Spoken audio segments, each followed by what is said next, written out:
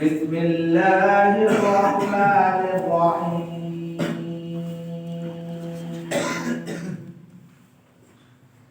إذا جاء نصر الله والفتح ورأيت الناس يدخلون في دين الله أفواجا فسبح بحمد ربك واستغفره إنه كان توابا. صدق الله العظيم. محترم بزرگوں اور دوستوں، دینی اور ایمانی بھائیوں، اللہ رب العزت کا شکر ہے، اس کا کرم ہے کہ اس نے اپنی بارگاہ میں آنے کی توفیق عطا دی اور مزید نماز عشاء کی توفیق باجماعت عطا فرمائی اور درس قرآن میں کچھ دیر بیٹھنے کی توفیق دی۔ حضرات، اس وقت آپ کے سامنے سورۃ النصر مدنیہ کی ایک پوری سورت کو تلاوت کیا گیا ہے۔ سب سے پہلے ترجمہ آپ کی خدمت میں پیش کیا جا رہا ہے اور پھر اس کے بعد اس کی تشریح اور تفسیر پیش کی جائے گی۔ یہ وہ صورتیں ہیں عام طور پر جو نمازوں میں پڑھی جاتی ہیں اور ہر انسان کو عام طور پر یاد ہوتی ہیں، لیکن اس کے مفہوم کو، اس کے مطلب کو، اس کی پوری تاریخ کو، اس کی تشریح کو، اس کی تفسیر کو عام طور پر لوگ نہیں جانتے۔ اس لیے یہ سلسلہ شروع کیا گیا تھا کہ وہ صورتیں جو سب سے پہلے نماز میں پڑھی جاتی ہیں، سب کو عام طور پر یاد رہتی ہیں، ان کی تشریح اور تفسیر آپ کے سامنے آ جائے تاکہ آپ کو محسوس ہو سکے، معلوم ہو سکے کہ ہم جو نماز میں تلاوت کرتے ہیں، قرآن پڑھتے ہیں، سنتے ہیں، اس کے اندر کتنا ہوا محسوس ہو۔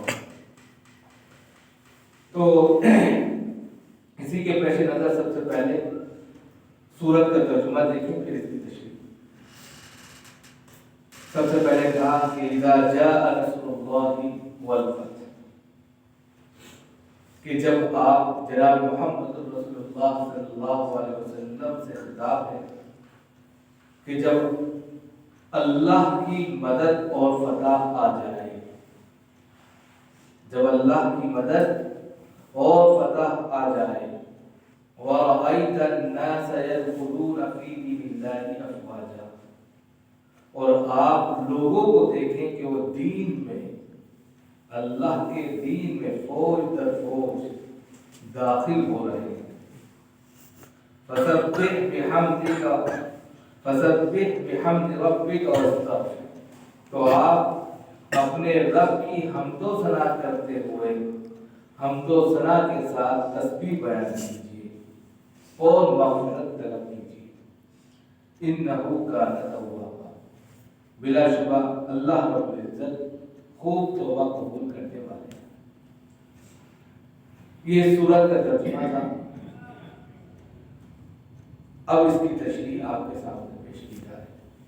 سب سے پہلے سورۃ النصر جو سورت ہے، اس کا نام نصر کیوں رکھا گیا؟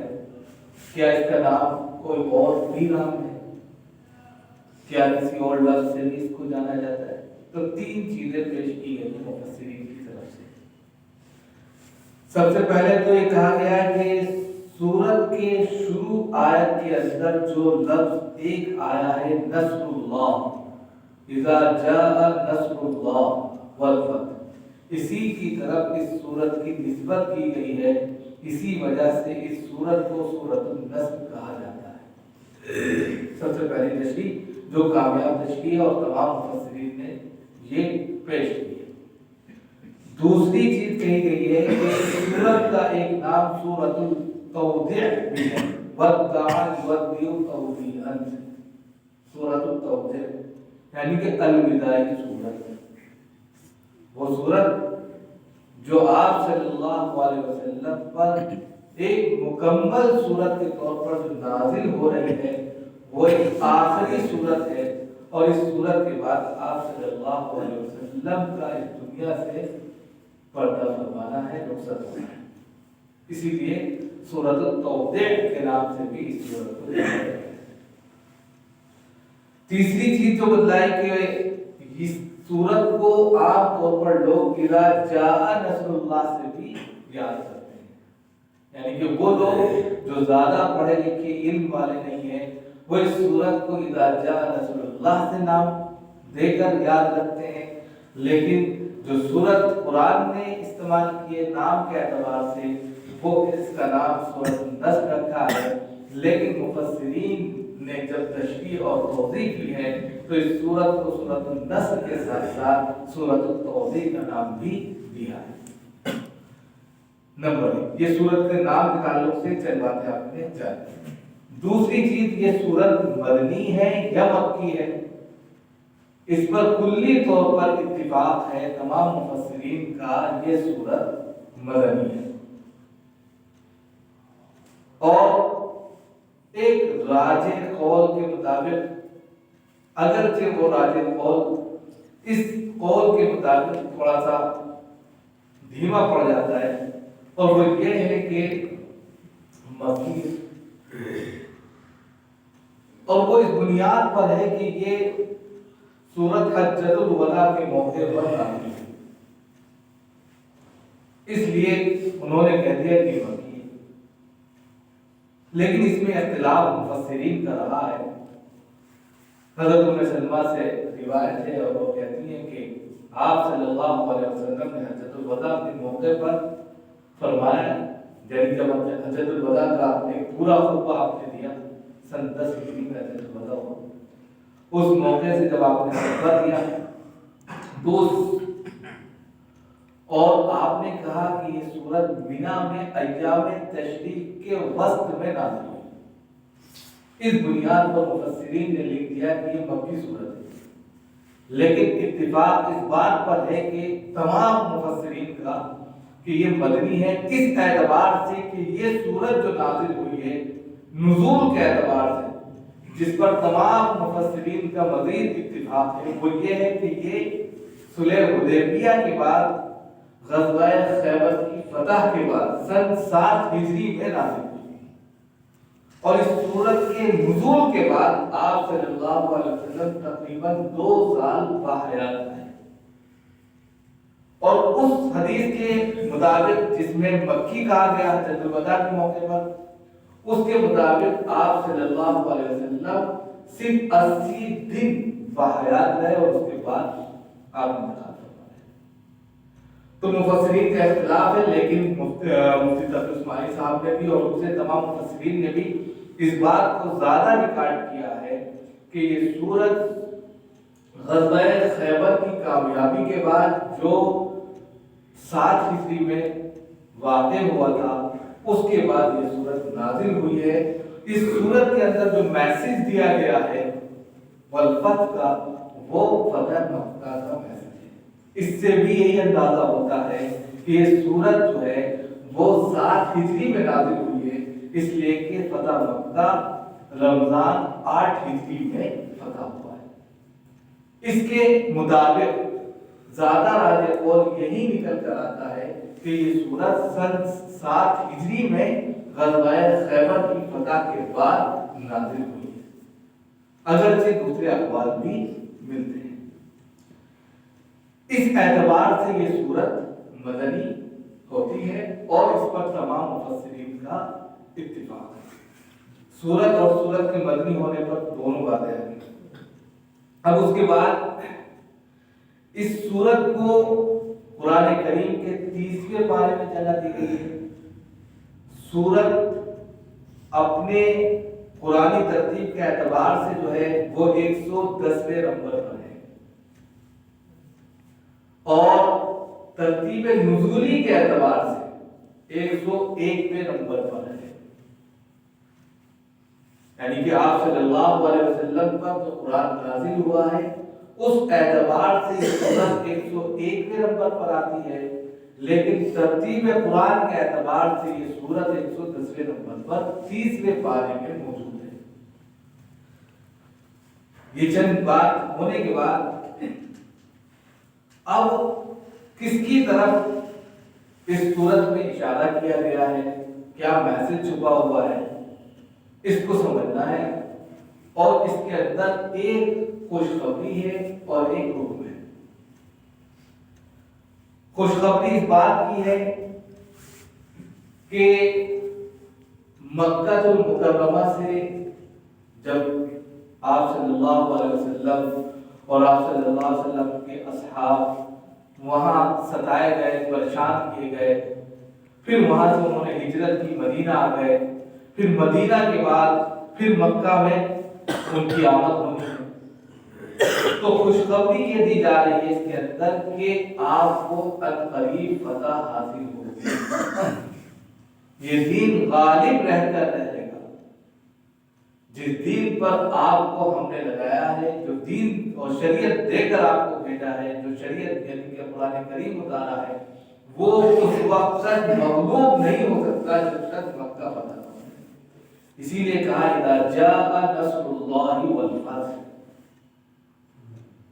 کہ جب اللہ کی مدد اور فتح آ جائے تو اس سے صاف ظاہر ہے کہ اللہ کی نصرت بھی آئے گی اور مکہ جس سے ان کو نکالا گیا ہے کچھ مدت کے بعد وہ فتح ہو کر فاتح کی حیثیت سے جناب محمد رسول اللہ صلی اللہ علیہ وسلم میں پھر سے داخل ہوں گے.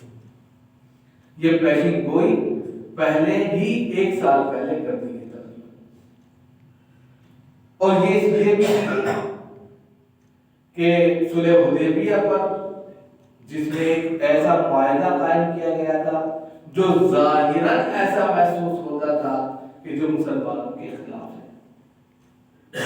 اور اس وقت انا فتحنا لک فتحا مبینا کی آیت اتری تھی کہ ہم نے آپ کو کھلم کھلا فتح نصیب فرمایا.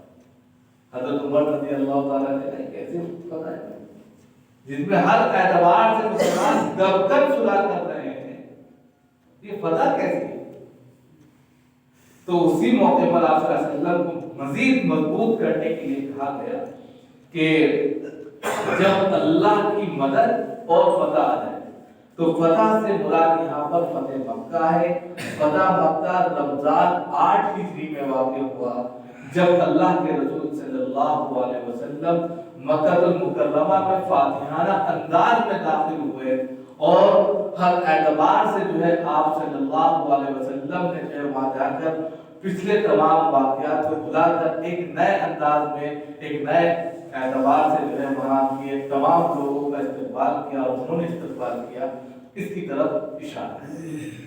اب یہاں پر مزید بہت ساری چیزیں اور مل جاتی ہیں اور وہ یہ ہے کہ جناب محمد رسول اللہ صلی اللہ علیہ وسلم کے ساتھیوں نے جب اس آیت کو سنا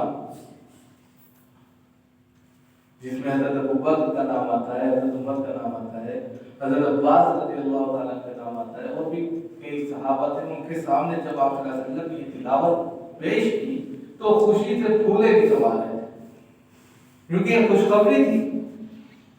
اور خوشخبری یہ تھی کہ مکہ فتح ہوگا، دین کی مدد آئے گی، دین غالب ہوگا، یہ دین ہر ایک پر جو چھا جائے گا.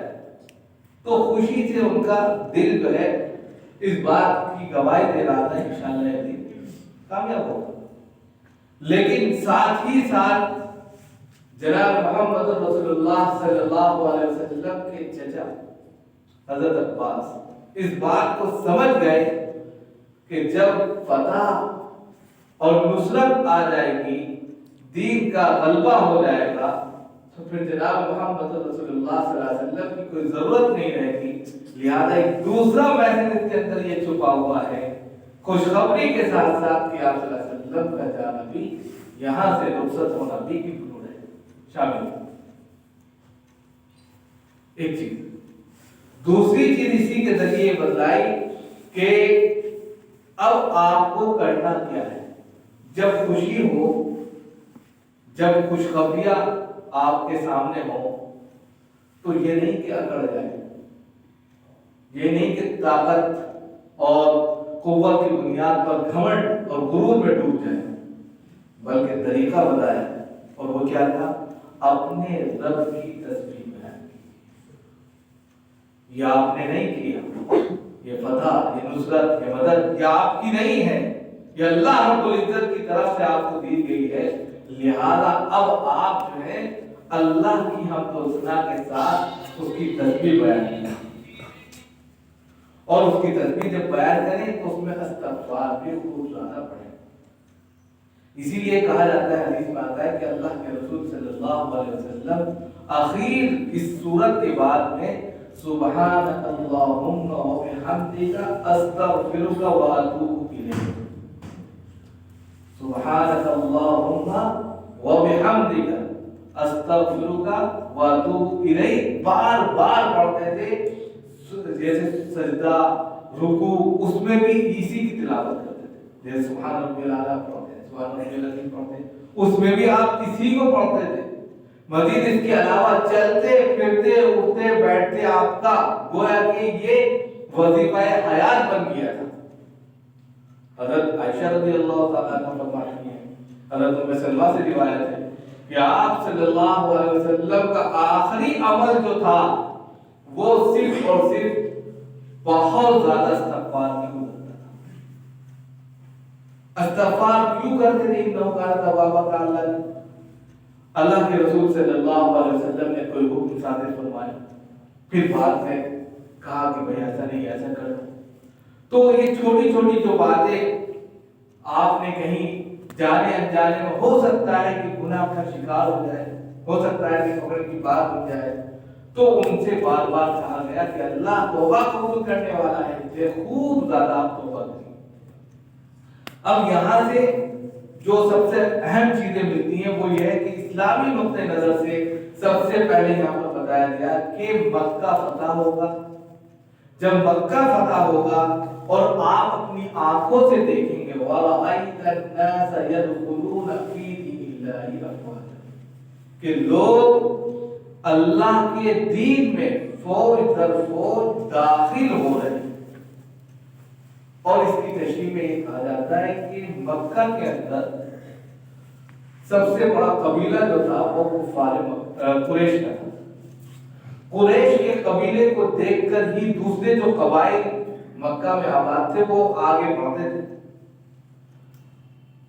قریش کا قبیلہ ہی اسلام کا دشمن تھا۔ آپ صلی اللہ علیہ وسلم کے خاندان والے آپ صلی اللہ علیہ وسلم کو مارنے پر تلے ہوئے تھے۔ لہذا جب اللہ رب العزت نے ان کو فاتحانہ انداز میں مکہ میں داخل کر دیا تو داخل کرنے کے بعد یہ نہیں کہ آپ صلی اللہ علیہ وسلم نے وہاں قتل و غارت کی وجہ کہ 13 سال جس طرح ان لوگوں نے ہم کو پریشان کیا، اب ایک ایک پریشانی کا بدلہ ان سے لیں گے، خون کی ہولی کھیلیں گے، ایسا نہیں کیا۔ آپ نے کہا لا تثریب علیکم اليوم اذهبوا وانتم طلقاء، کہ سب کے سب معافی کا عام پروانہ آپ نے جاری کر دیا کہ جو مسجد حرام میں داخل ہو جائے معاف، جو اپنے گھر کا دروازہ بند کر لے معاف، جو ابو سفیان کے گھر میں چلا جائے وہ بھی معاف ہے۔ ہر اعتبار سے آپ نے فاتحانہ انداز میں داخل ہوتے ہوئے بھی ہر ایک کو معافی دی، جبکہ ان لوگوں نے آپ کو 13 سال مسلسل اس طریقے سے ستایا تھا کہ حق تو یہ بدلا تھا کہ آپ ان سے بدلہ لیتے، وہ خود ڈرے اور سہمے ہوئے تھے کہ آج جو ہے کیا ہوگا، لیکن آپ نے ایسا رحمت کا اور ایسا قوت کا اور مودت کا اور بھائی چارگی کا اور ایک آپسی محبت اور رواداری کا ایسا پارٹ وہاں پر پڑھایا کہ جو دشمن بھی تھے وہ کیا آپ کے ہو گئے۔ جب آپ صلی اللہ علیہ وسلم کی یہ طریق کو دیکھا کفار نے، کیونکہ عرب کی جو قبائل تھے وہ آپ صلی اللہ علیہ وسلم کے معجزات سے نبوت سے پہلے ہی متاثر ہو چکے تھے، صرف آپ صلی اللہ علیہ وسلم کے ساتھ اس لیے نہیں آ رہے تھے کہ قریش آڑے بن رہے تھے۔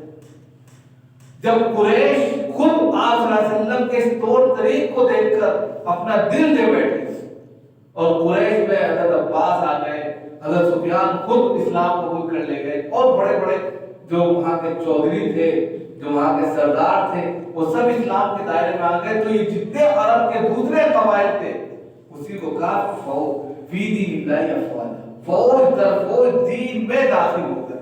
اس سے پہلے کیا ہوتا تھا؟ اکا دکا چوری چپے جو ہے اسلام میں داخل ہوتے تھے، پتہ چل گیا واقعات شروع ہو جاتے۔ صلح حدیبیہ پر کیا ہوا تھا؟ یہ تو ہوا تھا کہ ایک شخص وہاں سے اسلام قبول کرنے کے لیے آیا اور آپ صلی اللہ علیہ وسلم کے پاس آ گیا تو کہا کہ نہیں تو واپس کریے، ابھی معاہدہ پورا نہیں ہوا۔ انہوں نے کہا میری وجہ سے چھوڑ دو، کہ نہیں ایسا نہیں ہو سکتا۔ ہر اعتبار سے ظلماً صلح ہو رہی تھی، لیکن اس کے پیچھے کیا اللہ کی حکمت عملی تھی وہ اللہ ہی جانتا تھا کہ جو آئے گا اس کو آپ واپس کر دیں گے، ہمارے پاس جو آئے گا ہم واپس نہیں کریں گے۔ 10 سال تک کوئی جنگ نہیں ہوگی۔ ساری صلح حدیبیہ پر یہ ایک پورا حلف نامہ لکھا گیا تھا، لیکن وہ صورتحال ایسی بنی کہ اس میں یہ ساری چیزیں شامل ہوتی چلی۔ اب جناب محمد رسول اللہ صلی اللہ علیہ وسلم کے سامنے جب دیکھا کہ کفار قریش بھی آپ صلی اللہ علیہ وسلم کے دیوانے ہو گئے، تو عرب کے جتنے قبائل تھے تیزی کے ساتھ میں جو آپ سے ملنا چاہتے تھے، جو اکا دکا جو آ رہے تھے، اس سے تیزی کے ساتھ میں پوری فوج کی فوج اسلام میں داخل ہو گئی۔ کہتے ہیں یمن سے 700 نفر، 700 لوگوں پر مشتمل ایک پورا کا پورا قافلہ آیا اور اسلام میں داخل ہو گیا۔ اب بتائیں اتنی تیزی کے ساتھ میں اسلام میں لوگ داخل ہو گئے، اسی کو افواجہ کہا کہ جماعت در جماعت، فوج در فوج اسلام میں داخل ہوتے ہوئے آپ دیکھیں۔ تو یہ تو تھی بشارت، اور آپ صلی اللہ علیہ وسلم نے جب یہ سنایا تو حضرت ابوبکر اور حضرت عمر تو خوشی سے پھولے نہیں سمائے کہ یعنی کہ لوگ یعنی کہ دین میں داخل ہوں گے۔ جب دین میں داخل ہوں گے دین کا غلبہ ہوگا، مکہ فتح ہوگا، مکہ سے جو وہاں کی جو پوجا پاٹ ہے وہ ختم ہوگی، ایک اللہ کا نام بول والا ہوگا، اس کی پوجا ہوگی، اس کی عبادت ہوگی، اس کے گھر میں صرف اسی کا نام لیا جائے گا، یہ ساری چیزیں ہوگی۔ اس کے بعد میں فصل میں بحمد ربک واستغفر کے جیسی یہ لفظ تو حضرت عباس رضی اللہ تعالیٰ عنہ نے کیا ہوا، کیوں رو رہے؟ آپ صلی اللہ علیہ وسلم پیچھے سے انہوں نے کہا کہ مجھے یہ محسوس ہوا ہے کہ جب یہ سب ہو جائے گا تو آپ کی ضرورت نہیں ہوگی، لہذا اس میں تو یہ میسج بھی چھپا ہوا ہے کہ اب آپ کے رخصت کا وقت قریب ہے۔ تو آپ صلی اللہ علیہ وسلم نے کہا کہ اللہ رب العزت نے اپنے بندے کو اختیار دیا اور اس میں سے میں نے اللہ کو چن لیا، یعنی حدیث میں کہ اللہ نے اپنے بندے کو اختیار دیا، چاہے وہ دنیا میں رہنا چاہے تو دنیا میں رہ سکتا ہے، اور اگر چاہے تو مجھ سے ملاقات کر سکتا ہے۔ تو میں نے اللہ سے ملاقات کو ترجیح دی۔ حضرت ابوبکر فوراً بولے تھے، وہ سمجھ گئے، حالانکہ اور صحابہ نہیں سمجھے تو جب یہ لفظ استعمال کیے تو حضرت ابوبکر رونے لگے کہ آپ صلی اللہ علیہ وسلم کے وصال کا وقت آ گیا۔ آپ نے اپنے ازواج مطہرات میں اس کو پڑھا، جب یہ سورت پڑھی تو حضرت فاطمہ رونے لگی، کہتے ہیں کہ حضرت فاطمہ جب روئی تو آپ نے سب سے پہلے انہیں کہا کہ رونا ہی سب سے پہلے آپ ہی ہم سے ملاقات کریں گے، اور آپ صلی اللہ علیہ وسلم کی وفات کے بعد سب سے پہلے جو وفات ہوئی حضرت فاطمہ۔ تو یہ ساری پیشن گوئیاں ایسی تھی جو بالکل واضح انداز میں بتایا جا رہا تھا۔ ایک بار تو ایک حدیث میں یہ بھی آتا ہے کہ آپ صلی اللہ علیہ وسلم نے اپنے گھر والوں سے کہا کہ میں 1 سال کے اندر چلا جاؤں، یہ میرا آخر تھا۔ یہ ساری چیزیں جو ہے اس طرف اشارہ کرتی ہیں کہ جناب محمد رسول اللہ صلی اللہ علیہ وسلم کی بعثت کا جو مقصد تھا وہ شریعت اسلام کی اشارت تھی اور دین کا پھیلانا۔ اس کے بعد جو سورت آیت تھی، یہ سورت آخری نزول کے اعتبار سے مکمل سورت ہے، اور اس کے بعد میں 2-3 آیتیں اور تھیں۔ الیوم اکملت لکم دینکم واتممت علیکم نعمتی ورضیت لکم الاسلام دینا۔ کہتے ہیں کہ یہ سورت بھی اتری، اس کے بعد سورت نہیں یہ آیت ہے، آیت سے ٹکڑا ہے، یہ بالکل آخری ہے۔ کچھ نے اس میں بھی اختلاف کیا کہ اس کے بعد بھی 2 آیتیں اور تھی، وہ الگ الگ موقع پر جب ان کی تشریح آئے گی تو بتایا جائے گا۔ تو کہنے کا مقصد یہ ہے کہ الیوم اکملت لکم دینکم واتممت علیکم نعمتی ورضیت لکم الاسلام دینا کے اندر بھی یہ میسج ہے کہ ہم نے آج تم پر تمہارا دین مکمل کر دیا۔ جب دین مکمل ہو گیا، اللہ آپ سے راضی ہو گیا، دین اسلام سے راضی ہو گیا، تو پھر اب آپ کا جو ہے اس مشن میں، جس مشن کے لیے آپ کو بھیجا گیا تھا، وہ کام پورا ہو گیا، اب آپ کو جانا ہے۔ تو یہاں تک تھی بشارت، اب یہاں پر حکم دیا جا رہا ہے کہ جب یہ چیزیں آپ دیکھ لیں اپنی آنکھوں سے کہ مکہ فتح ہو گیا ہے، اللہ کی مدد آ گئی ہے، تیسرے نمبر پر کیا تھا کہ لوگ فوج در فوج اسلام میں داخل ہو گئے، اسلام کا غلبہ ہو گیا، اسلام گویا کہ دھرتی پر، دھرتی کے ہر کونے میں جا کر پھیل گیا، تو پھر حکم ہو گیا۔ اب ظاہر سی بات ہے جانے میں کسی کا دل ٹوٹ گیا، کسی کو کوئی ٹھیس پہنچی ہو، نبی سے یہ کہا جاتا ہے، امتی سے کتنا کہا جائے، نبی کے ذریعے تعلیم دی جا رہی ہے امت کو کہ ہو سکتا ہے، ابھی اس کا میں خلاصہ جب آپ کے سامنے رکھوں گا تو اس سے دیکھیے گا، ہو سکتا ہے کہ نبی سے کوئی غلطی ہو گئی ہو سکتا ہے کہ نبی سے کوئی بات ایسی ہو گئی ہو جانے انجانے میں، ان کو بھی یہ کہا جا رہا ہے کہ فسبح بحمد ربک واستغفر۔ اب اس میں بحمد ربک واستغفر میں جو لفظ استعمال کیے گئے ہیں، فسبح سبحانک اللہم وبحمدک استغفرک واتوب الیک۔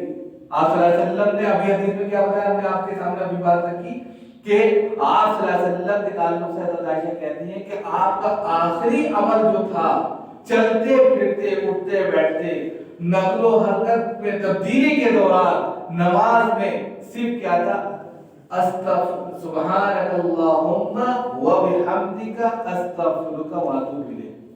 سبحان میں سبح، فسبح آگے، وبحمدک بحمدک میں سبحانک اللہم وبحمدک آگے، اور واستغفر میں کیا گیا، استغفرک واتوب الیک آگے۔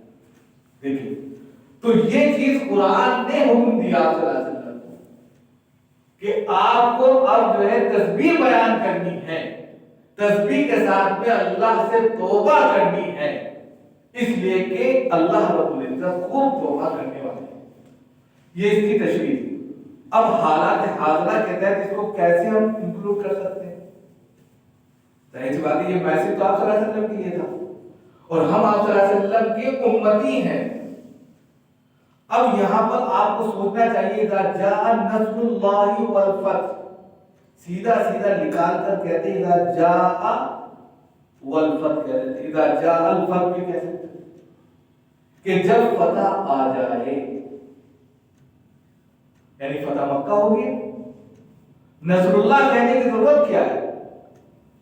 نصر اللہ کہنے کی ضرورت اس لیے آئی ہے، نصر اللہ کا مطلب یہ کہ اللہ کی مدد، یعنی کہ فتح جو حاصل ہو رہی ہے وہ فتح اللہ کی مدد سے ہو رہی ہے، آپ کی طاقت قوت اور آپ کے کہہ سکتے ہیں پلاننگ اور آپ کی فوج اس سے نہیں ہوتی۔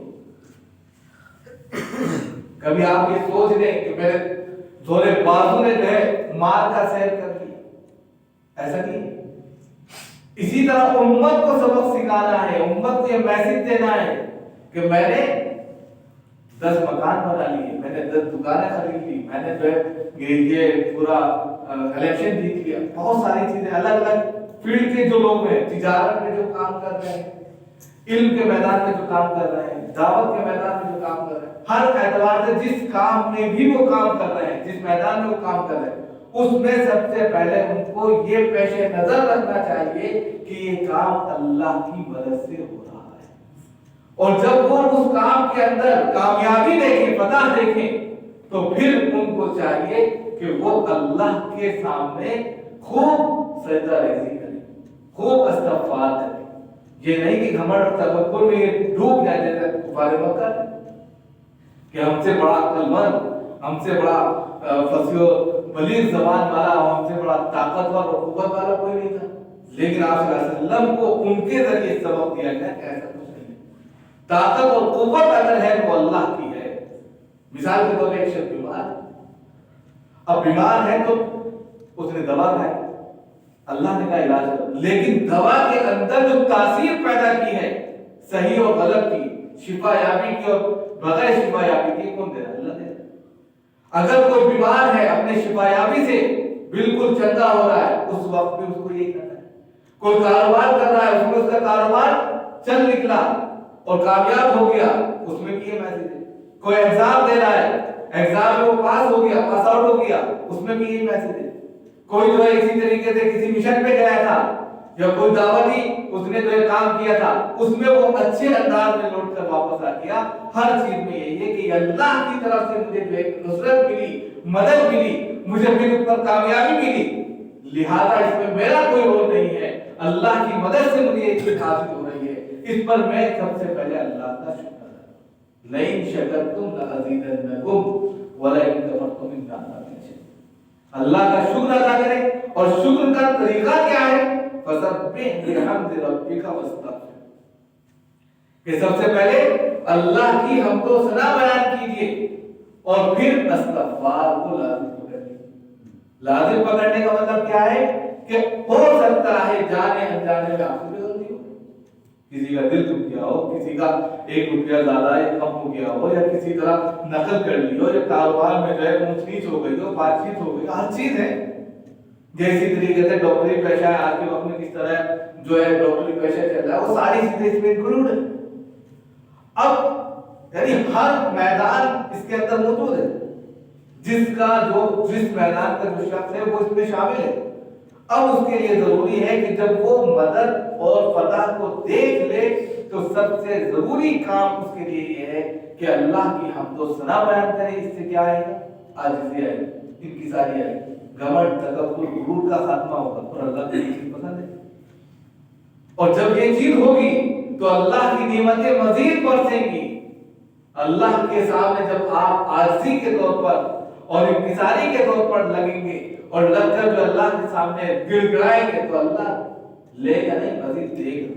इसीलिए कहा लइन शकरतुम लअज़ीदन्नकुम, अगर तुम अल्लाह की नेमतों पर शुक्र अदा करोगे तो अल्लाह मजीद उनको बढ़ा देगा, कम नहीं करेगा।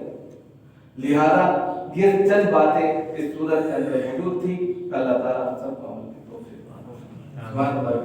सुभान अल्लाह, सुभान अल्लाह, सुभान अल्लाह।